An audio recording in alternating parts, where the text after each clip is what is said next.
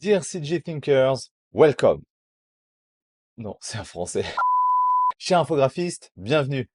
Un matin, je me suis levé, je me suis dit, je ferais bien une image d'un barillet avec des balles, en mode, genre, je veux faire une image bien cinématographique, style, on annonce le prochain Hitman. Ni une ni deux, j'ouvre Blender, je commence à modéliser le barillet.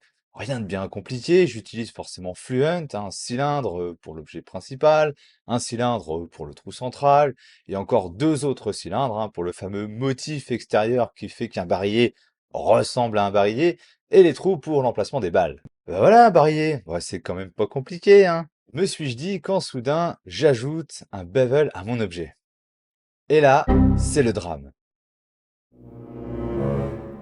J'ai bien pensé à utiliser mon outil Normal Repair pour corriger les normales, mais le problème ici n'a rien à voir avec les normales.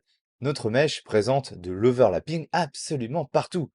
Le mèche s'entrecroise tout le long de l'arrondi. Oh non, mais je suis naze en rotopologie, mais je vais y passer un temps fou. Enfin ça, c'est ce qui se serait passé si je ne connaissais pas cet outil qui est devenu mon arme secrète lorsque tout semble perdu.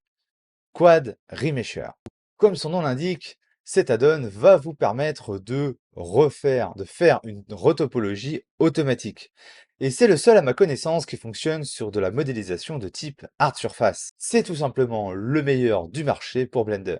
Alors, que les choses soient claires, je ne suis absolument pas payé pour faire cette vidéo, je partage simplement avec vous mon expérience sur un outil que j'utilise personnellement. Au passage, je suis un grand consommateur d'add-on et si vous voulez plus de vidéos dans lesquelles un développeur d'add-on, voilà, moi, teste d'autres add-ons, dites-le moi en commentaire, j'ai un paquet d'add-ons en stock. Revenons-en donc à Quadrimesher. C'est le meilleur, ok, il fait des merveilles, et vous pouvez obtenir ce genre de résultat, mais encore faut-il savoir s'en servir, sinon le résultat n'est vraiment pas beau. Tout d'abord, c'est sans doute le plus important, n'utilisez pas de bevel sur vos edges. Le modèle doit rester avec des arêtes dures, cela permet de discerner plus facilement les formes pour l'algorithme. Et ça évite les résultats complètement explosés comme ceci.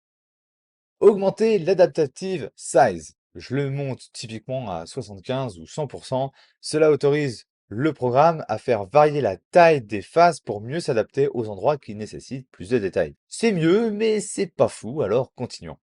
Cocher Adapt Quad Count. Ça permet au programme d'ajuster lui-même le nombre de faces. Si l'estimation que vous avez mise au départ est vraiment loin du compte, pour un bon résultat, eh bien, le programme adaptera lui-même le nombre de phases, gardant à l'esprit votre demande de base. Même si ça paraît maintenant très bon, voici mon dernier conseil pour des résultats optimaux dans un maximum de situations. Votre modèle doit être assez dense en termes de maillage avant la retopologie.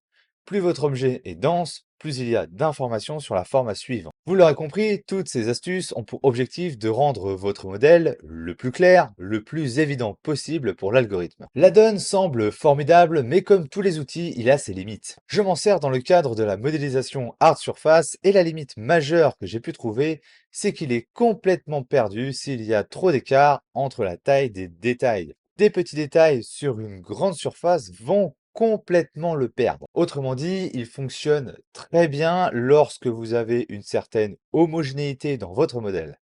Mais les grands écarts de dimension vont donner des résultats complètement horribles, même si l'objet à retravailler est extrêmement simple. Alors au final, est-ce que je recommande cette add-on? Dans la mesure où elle m'a sauvé la vie plusieurs fois, eh ben oui.